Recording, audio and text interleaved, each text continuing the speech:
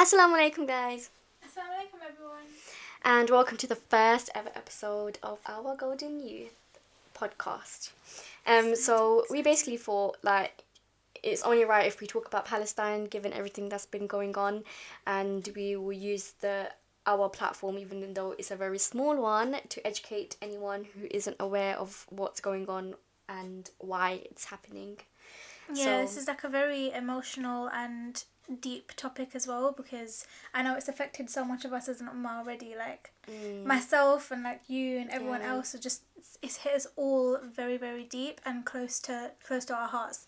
Yeah. So it's just a topic that I feel like was definitely needed to be spoken about. Yeah, and there's actually so many things that we need to touch upon in this episode, not just why it's happening, but also like some of the issues that have arisen as a result of like what's happened, just like within even the western side of things, like us and how we're spreading awareness and the way that some people are going about it and choosing to stay silent. All of these issues, it needs to be addressed, basically. Yeah. So we're going to start off by just talking a little bit about, by the way, guys, we are no historians and we probably won't be able to give you a detailed explanation of why it's happening. And we're going off like facts that obviously we've all seen and things that we can see with our own eyes and stuff that we already obviously know about their displacement and the oppression and everything that they're facing. Yeah, but yeah, we're not exactly the United Nations. We don't have complete full 1,000,000% knowledge. Yeah, and if you are looking to find like full knowledge, I would suggest that you do your own research. If you want to know, please like, educate yourselves on the actual like extent to it. Okay, you want to just talk about why it's like happening and what's happening? Yeah, so basically, I think we all know about the Nakba. I don't know how to say it, Nakba. I'm just going to say it with an Asian accent because that's how it is. There's probably definitely an Arabic accent to it. Yeah, probably. But being Asian, I'm just going to say Nakba. But yeah, basically, guys, this was like, so on May the 15th, this happened about like 74 years ago now. Basically, during 1947 to 1949 is when this all started, basically, and Palestinians started to be displaced, and they were just basically pushed out of their homes. The Israeli population started to like destroy their homes and displace them, and then some of them passed away trying to resist, and some of them were just passed away because obviously they're kicking them out of homes and they didn't have anywhere to go. But yeah, that's what happened. It's almost 74 years ago, and it's still an ongoing issue. Like it's sad and depressing to think that 73 years it's been ongoing, and it's only certain moments when we see it. Yeah. When they post it more, because the news don't cover any of this. Yeah. We didn't find out through the news. It's only when the Palestinians themselves are like crying out for help. And it's not even just like, oh, this is just an issue that has just started now. No, they've been experiencing it for 73, 74 years. And as sad as it is, we only hear about it now, like at certain moments when it gets really bad, obviously with the stuff that happened with Sheikh Jarrah and now with Gaza being bombed and everything. It's just little spurts, but like, with us here, we can look at it and we can close our phones and we can just forget about it. Oh my god, I can't. It's so sad that we can literally, if it's too much for us, like I know it gets too much for me, sometimes when I'm looking at people posting stories, I literally have to close it because of the things that I'm seeing that's happening to little children, little babies, and I have to close it and I physically can't see. But imagine them in that situation, they're constantly like seeing it, I can't imagine how they're feeling. But yeah, I think that's also like one of the saddest parts about it is that we will never ever feel even an ounce of the pain that they feel. And just imagine us, like, that I'm feeling that where I don't even want to look, and I close my phone, and how the mums and the dads and the siblings and the family members and them physically being one ummah and supporting each other, being Palestinians in the same community, how are they going to feel seeing that, happen to their brothers and their sisters and their neighbours? And mentally, how do you think that's affecting them as well? Yeah. You know, I was talking about this with another friend of mine literally yesterday, and we were just saying about how, you know, Allah does not put a soul beyond what it can bear. Yeah. And this is like this is the perfect example of this, because I know for a fact that I myself would not have been able to survive in that situation. Yeah, same. But Like, you know, in the videos and stuff that you see, their level of iman is and their strength is just Subhanallah. subhanallah, is just amazing. And Subhanallah. is beyond my understand. Like, I can't even comprehend how you can react like that in a situation, because you know the pain and suffering that we have suffered, like living here, is absolutely, of course, nothing compared to what they've had to endure, and that just makes their tolerance that much higher. Which, because we all experience like death and in our families, and I mean that's just a natural part of life. But imagine the aggression and the oppression that they're feeling through themselves in that situation is mad. It's really mad. And like, again, with the videos and tying into the like levels of iman, you know that video of that man when he saw his that one really hit to me. That like got to me, like, subhanallah, like he lost his fiance, and then what they found her under the rubble, like smiling. And this isn't even the one instance. I saw another couple of videos like this, where a man was like crying over his wife and saying like, she got to Jannah before me, like, and they're like, that's giving them sabr, isn't it? Like, they're just like, she died as a what's that martyr.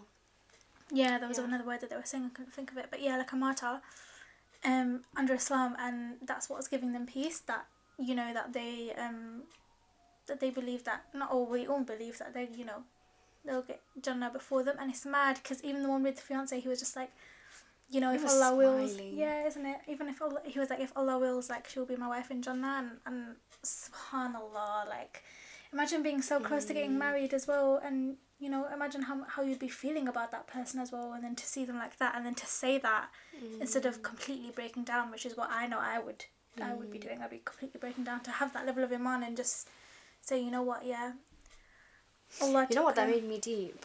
It made me deep that a lot of us living here, we don't think about the hereafter nearly enough, as much as we should. Like, we think that all the pain and suffering, we don't realise that it ends here. Yeah. If you're obviously going to Jannah. But like, for example, if somebody was to mourn the death of a family member, we would cry as if we're never gonna see them again. Yeah, like, exactly. That's the level of iman, though, isn't it? Like, that for them to go through that and think, actually, no, I'm gonna see this person again in Jannah, and Allah took them for a reason, and, you know, it doesn't matter how the oppression that they're, subhanallah, being bombed that you would think that you would lose that faith in Allah. Like, you would think, why is Allah doing this to us? Instead of that, these people there have that level of iman where they're thinking, no, we're being bombed, and because we're being killed, we're going to be, you know, taken to the level of a martyr, and Allah will have us in Jannah, if not in this life, then the next life. That's what gives them all that sabr. Yeah, literally. It's literally. And I think it's also just knowing that Allah knows what's in the heart of the oppressed and the oppressors, and just knowing that Allah is the most just. Like, they may even get away with it in this life. Like, for example, the people who have passed away, like, their entire lives were spent like living like this, with just being oppressed and being denied their basic human rights, and they died like that as well. Like, their entire lives was like that. But they, just knowing that Allah is the most just, so maybe they suffered for however many years they were alive on this earth, but in the hereafter they will receive the justice that they deserve. And I can't wait for that. Yeah, literally. Oh, because I could go on, and I get so passionate about this topic when, like, certain things pop up. Like, I will, like, you just can't help it, because it's a really sad situation. Yeah. But I think it's just a testing for us all, like, how we all respond to it, and how we help, and how we, you know, react as an ummah. Yes, definitely. And keeping key on our iman and everything and stuff like that. But this just is, it's sad. It's just a really thing topic that I don't even know. okay, so we've basically just talked about why it's happening and what's happening. Well, we touched upon it. Let's just touch upon some of the issues that have arisen since all of this is happening. Yeah. Oh my God, you know, one thing that I've regretted is one thing that I've regretted the last couple of days is investing so much of my time and energy into who's like spreading awareness and who's not, especially with social media influencers, because of course it comes from a place of like just pure anger, because you're like, how can this not shake you to your core? Like, how are you staying silent in a time like this? But then a part of me also regrets like even expecting anything from them to begin with. Yeah, do you know what, with these with the thing with the influencer stuff, I don't really follow a lot of influencers like that anyway. Same. Because I just like a lot with my Instagram as well, like I just don't feel, if I don't feel like I'm gaining anything from a certain account, I just won't follow it. Like I do follow, I'm just not saying that I don't follow any, I follow a couple like I feel like that are, you know, genuine people, whatever, but I just, a lot with these other ones, like I'm not even going to mention their names, but everyone knows that there's a couple of influencers everyone has been very, very angry about, and I'm just I think it's happened before, and you can just expect the same thing again. Like people just, you can have a whole following like that and you just won't care. The thing that got to me more is just the people who I saw, like, just, you know, you don't have to have 1,000,001 followers, like in that instance. It's just like your fellow ummah, like just the people that I knew, like I knew from secondary or primary or whatever, that I had on Instagram, and no one was just speaking about it. Like it just made me so mad. And you know, some people were like trying to justify it and say like, you know, like, oh my God, like, it's not a thing, like everyone's doing it behind, of course everyone is praying behind their screens. Come that's on, a given. that's literally, it's a given fact. Everyone's going to be doing dua behind the screen. It's not about that. No one's coming for you and saying why you're not making dua. You can never know who's making dua. Anyone can make dua at any moment. I could be making dua in my head right now. How do you know? You know, it's not about that. It's the fact that social media has an effect on today's day and age.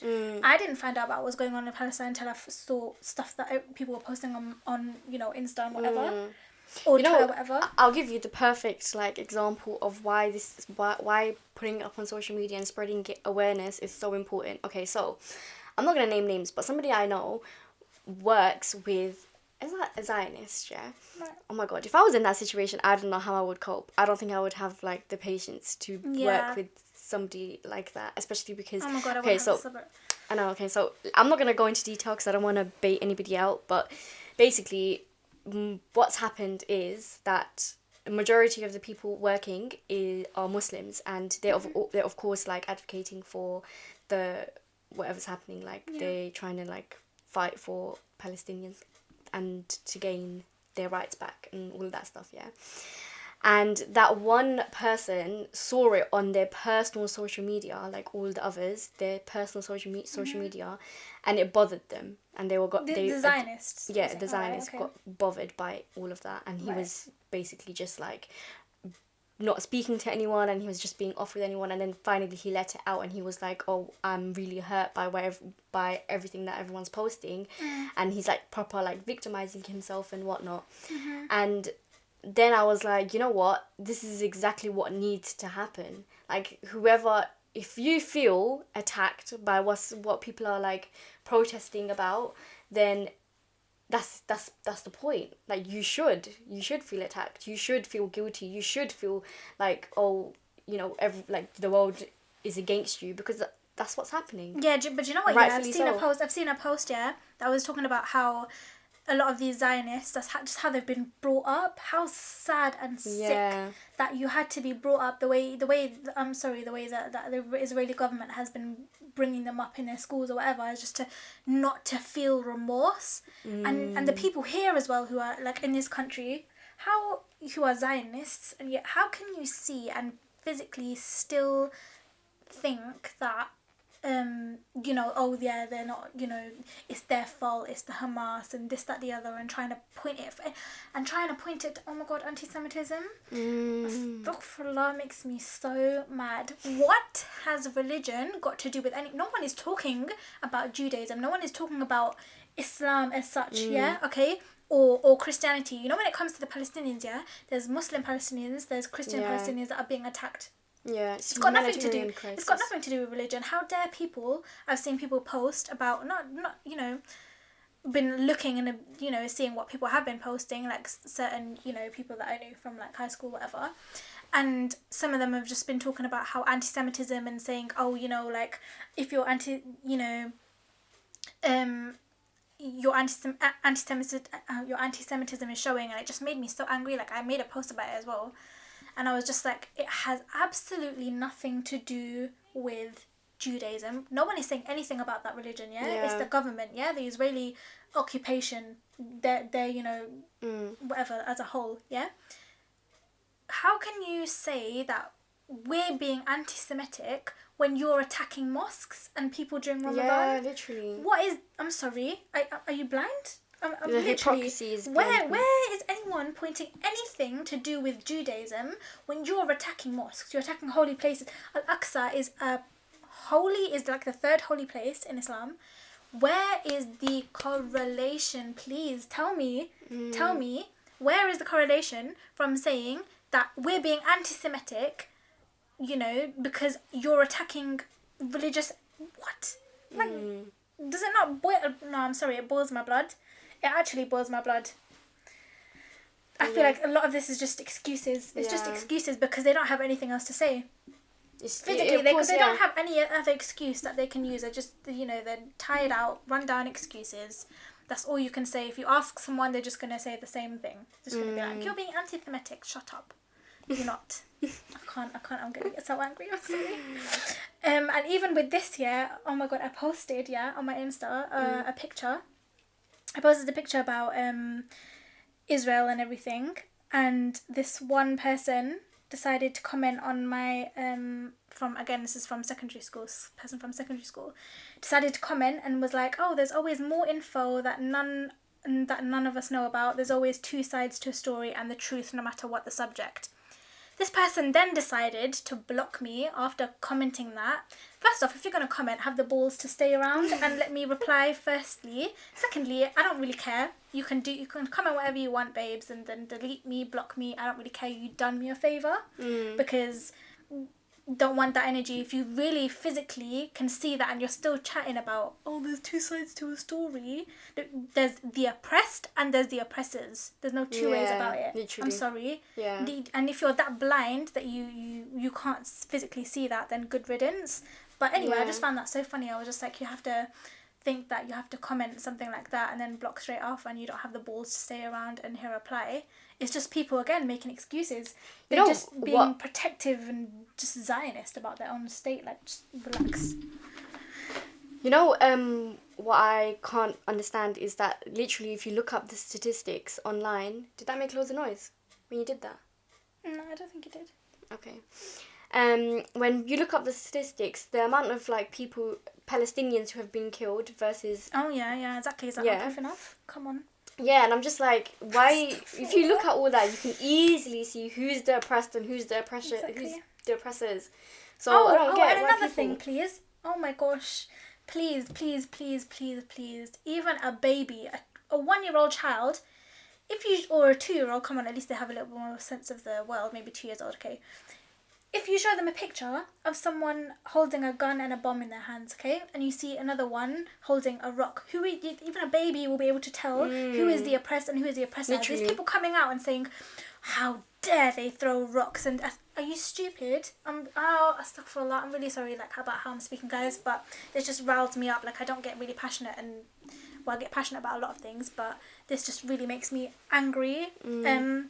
How can you say that someone throwing rocks back is making them the oppressors? Are you really stupid? If any of us were in that position and you were defending your religious holy sites or your brothers and sisters in Islam, then they're not the ones that are being provided with 3.8 billion pounds worth of US military whatever.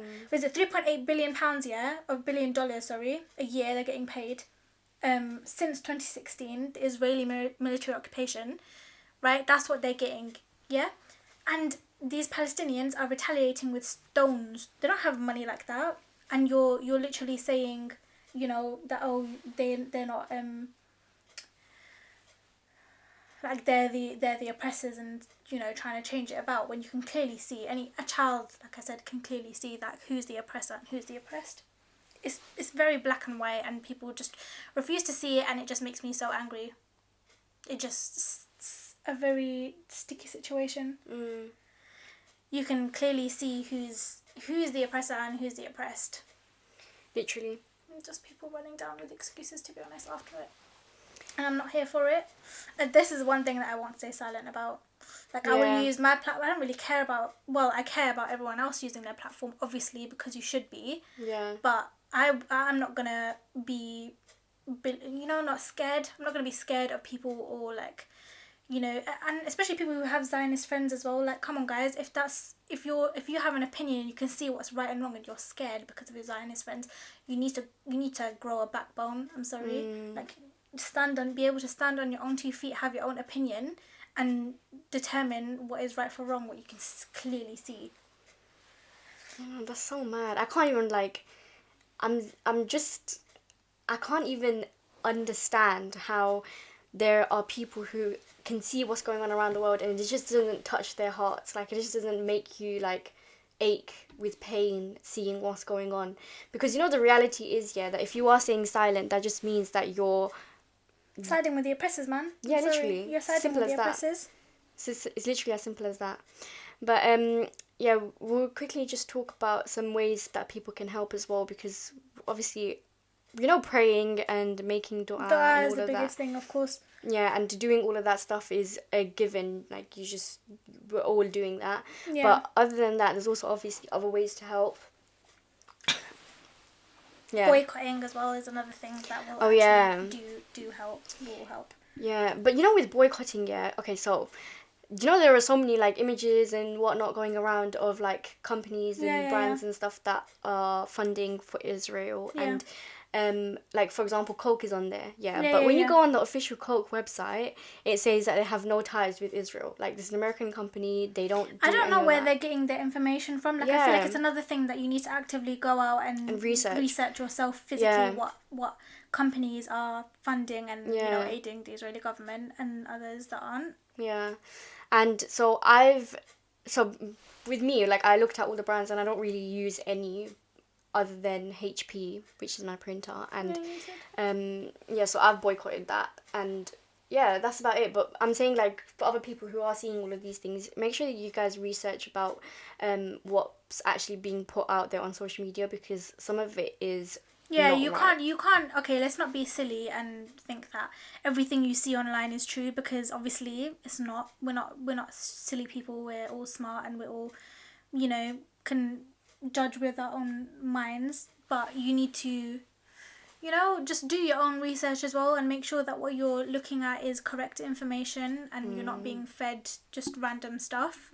You know, because anyone can be saying, oh, don't do this, don't do that, and then you can just follow like a lost sheep. But you know, we're not. You need to just stand on your own 2 feet and Google, and not Google, but, you know, research properly. Yeah. I mean, that is Googling, but you know what I mean. Yeah. I think what was I gonna say? And then the other thing was protesting, but I'm, like, kind of iffy about that. Not gonna lie. Yeah, I've seen like a lot of posts where everyone's like, I think the thing with protesting is, you need to clean your intentions. Make your intentions it all comes down clear. to your intention, because everything's all essentially about intentions. Yeah, because essentially, if you are going there with the pure intention of going there to support your brothers and sisters in Palestine, then that's what you're going to do, and your eyes won't wander from here to there. Your mind's not going to go to places like, oh, is this person, like, good looking and whatnot, blah, blah, blah. Or do you know, not only just that. Yeah, I saw this post of this other woman. She was, not other woman, sorry, this other lady. What am I trying to say? This other girl on Insta. And she said that she came across these people and, like, girls who have, or these guys who were going back, and were just like, oh my god, I've never seen someone so good looking. Like, astaghfirullah, put your intentions in check. Yeah, that just means, like, you know, if you, not even just that, there's also some people who are going to the protests to, like, post it on TikTok and Instagram and whatnot, just for some likes and follows and views and whatnot, blah, blah, blah. And, you know, if you're posting just to spread awareness and only for that, then that's fine. But if you have even an ounce of desire for followers or clout or anything like that, then you need to check your intentions and purify them. Because if you can go to a protest for something that's literally so heartbreaking and just so deep. Yeah, and you know as well, I've been, I've seen in some pictures that people are like dancing and singing, and Yeah, I'm I've like, seen that. what? Yeah. I didn't see, like, because I attended a protest as well, like obviously with the right intentions, and I didn't see anything like that, but I've seen online, like on TikTok and stuff, like people were like actually dancing and doing. I've seen it on stuff, even and like. it's just like, what? Yeah, like I've How seen is it. that correlated? People are dying and you're dancing. I don't think that's the way they want you to raise awareness. I don't. Yeah, if they were to hear that, they would probably feel so disrespected Isn't it? and hurt, because whilst we're here on this side of the world, our biggest concerns are like, oh, what are we gonna eat tomorrow, or this person hasn't replied to me, or work is stressing me out, whatever, blah blah. Meanwhile, their biggest struggle is, am I gonna be alive the next morning? Like, they literally are sleeping together so that if they were to die, then they would die as a family, and not one person would be left to mourn for another. That's their lives. That post, is all about that woman and saying that she was sleeping with a hijab on because when she wanted to be found, she wanted to be modest. Well, like, that got to me. Yeah, that got to me that's so much. I was like, I'm gonna cry right now, but it's so mad. Like, subhanallah, like, don't you find that? So do we ever do that? We don't go to sleep thinking. I don't go to sleep thinking, oh yeah, I'm gonna keep my hijab on because who knows who's gonna find me in the morning. Yeah. And look at me, who's like not my mahram, and that's what these people are thinking. Like, yeah, wow. Yeah, as I was saying before, that if you are going to these protests and stuff, and if you have even like if your intention's even slightly off, I would recommend you not to go, because the whole atmosphere of it being in such close proximity to the opposite gender, and like the music and whatnot, of course, it's all the things that are against Islam and its teachings. But if you are going to be going, then I would just suggest that you go with your friends, obviously of the same gender, and you go with the right intentions. And you know what, no matter what, if you are going there for any other reason except to support our brothers and sisters in Palestine, then there's something very corrupt in your heart and your obviously intentions. You don't have the right intentions there. I saw this other video as well of like going around on TikTok where there was like some video of these guys, and some girl posted it and said, oh, can you everyone help me find her, like help me find this guy, like my friend, this could be the one for him. And I was like, that. what? I was like, what? I was like, what? I'm sorry, that's like, you're going to protests and looking at that's not females, right. And this, even when I was with my friends, there was some other stuff that was going on with guys. I know one instance just came up and was asking like, oh, is she married, and this, that, the other, to one of my friends, and I'm just like, this is not the time, this is not the place. That is bizarre. I don't even know. Like, how does that even cross your mind at a time like that? Honestly, I don't even know. And even after coming out of that protest, like, you go with those intentions, and then you're thinking, oh, I saw this guy, and now I need to find him, and it's just like, what? There's something very wrong with these people. This whole thing is just a very, very I don't even know, a very sad thing that's been going on, and for a lot of people not to be using their voices and talking about it, sharing about it, and not realizing the power of social media, and just doing what they can. It's just a very sad thing. And all the people who want to come with excuses, please just check yourself. Yeah, literally. Also, another thing that you guys can do to help is join some campaigns like the BDS movement. If you go on their website, they've got so many different campaigns, like for mental health, for like so many other things, and it's literally a movement created by Palestinians themselves. So it would help them so much, basically.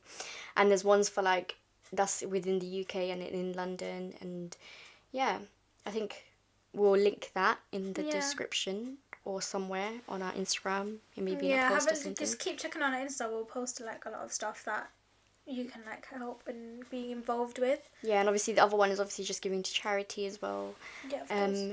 But try to double check where you are giving your charities. And also, guys, like, I think this is another thing that we need to understand. Like, we're not gonna be talking about it and for this to end in like 3 to 5 business days. It's been going on for 74 years. Yeah, we can't stop until we. Yeah, there was like another hour, I think, 2-3 years back, and then my cousin was also telling me that she went to another protest back when she was in uni. Like, this has been an ongoing issue, and it's not going to just end in like tomorrow.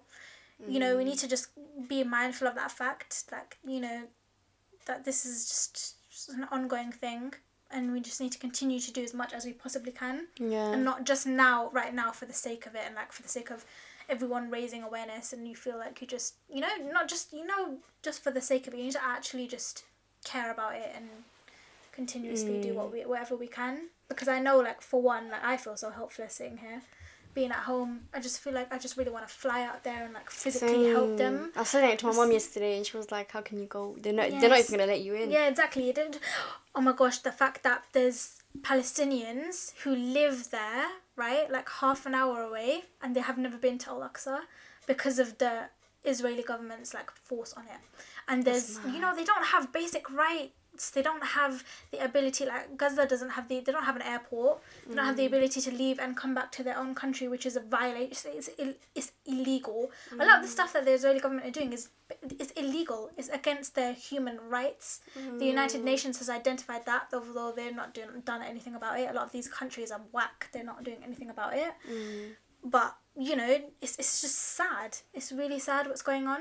And I don't even know, like, just wanting to go there physically and help them, and you just know that there's nothing that you could possibly do. It's just really sad. Like, it just gets to me sometimes. Yeah. You know, the other thing that I wanted to mention was that on Twitter I saw that there was like, I can't remember who it was, but someone was making a very valid point of the fact that everything starts from within you. So it starts from us perfecting our prayers, praying them on time, reading Quran, you know, all of these things, like pray tahajjud as well in the middle of the night and make and all of these things. And you know, there were a lot of people who in response to that were kind of like, they were basically acting as if like, what is the correlation between that and what's happening in Palestine? But the correlation is literally direct, because as an ummah we are one body, meaning that whatever I do will inevitably affect whoever is in another part of the world and what they're doing. Like, it's do you know, I feel like everyone this is another whole topic. And you know, one of the hadiths of the Prophet Muhammad ﷺ was that none of you truly believe until you love for your brother what you love for yourself. That hadith is so deep. Like, listen to it. It just means that our iman is incomplete until we love for our brothers what we love for ourselves. Meaning that whatever you have, you want for the Palestinians. That is the link between iman and literally, yourself. and that's why we all feel so passionately about this. Obviously, because those are our brothers, those are our sisters. We're gonna feel that way because they're part of they're us. They represent us. They not even represent us. We're all just, you know, to, you know, one community, one essence, really. Yeah, literally. So yeah, I think we just have to continue raising awareness, because, you know, the Palestinian people have said themselves that the thing that helps them the most is social media and raising awareness and making people know. And like just correcting so many wrong misconceptions that people have because of the media. Like, it's mad the way that the media like present. That's another thing that I wanted to talk about. The language that we use when we talk about what's happening. Get rid of the word conflict. It's not a conflict. It can't be a conflict when there's literally one that doesn't even have an army. Have you ever seen a Palestinian soldier? Never. You would never. You don't even see their army. Do you know what their uniform looks like? You don't know anything because it doesn't exist. Yeah. Do you know what I saw? Oh my god, what was I just gonna say? I saw this picture as well. I think it was of BBC News. I'm not too completely sure if it was BBC or Sky or something. It was one of the UK it's probably Sky News, and they were talking about it, and they literally said in the thing, they were like, oh, this many people of Palestinians died, and this many Israelis were killed.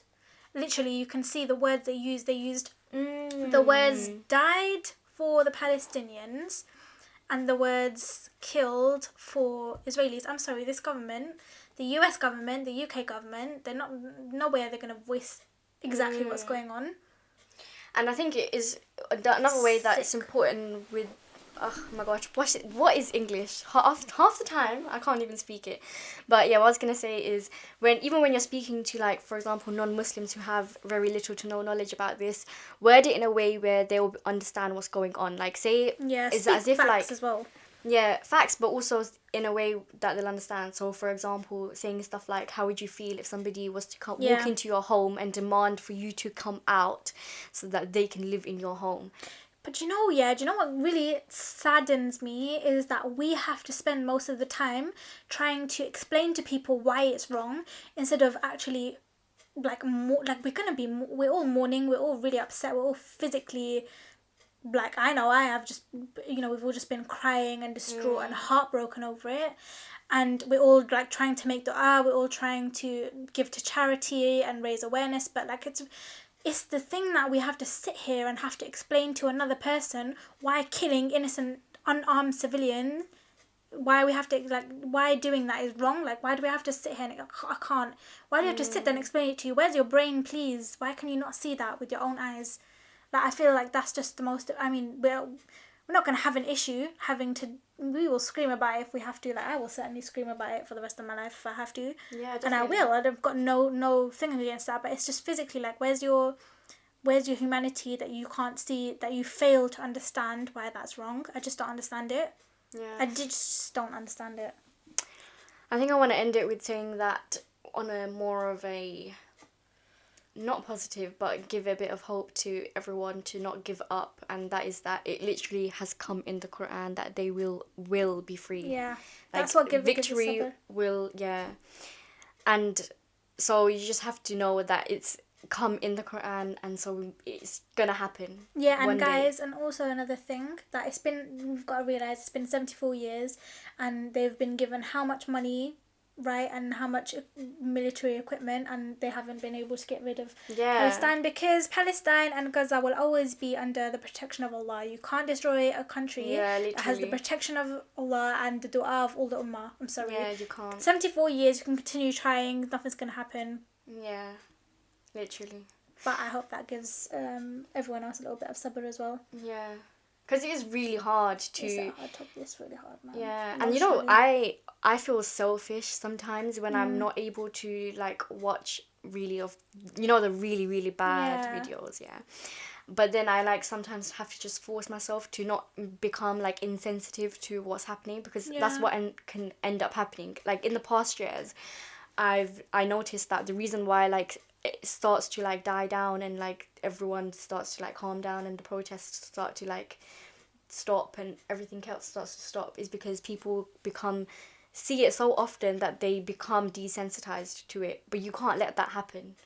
You know, that's part of it. Like, you have to continuously make yourself aware of the new figures, the new things that are happening, the stories. You listen to it, because if people have to live through it, the least we can do is listen to it. Yeah, exactly.